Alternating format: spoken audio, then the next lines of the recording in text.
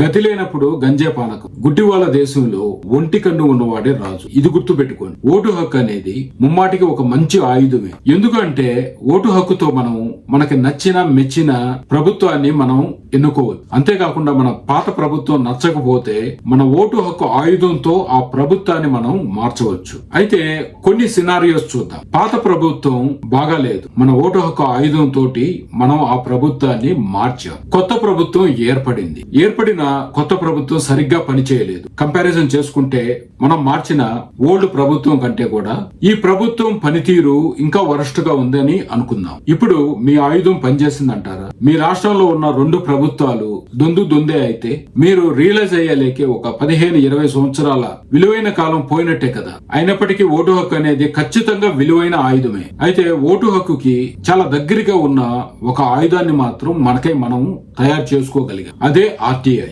అయితే దీనిలో కూడా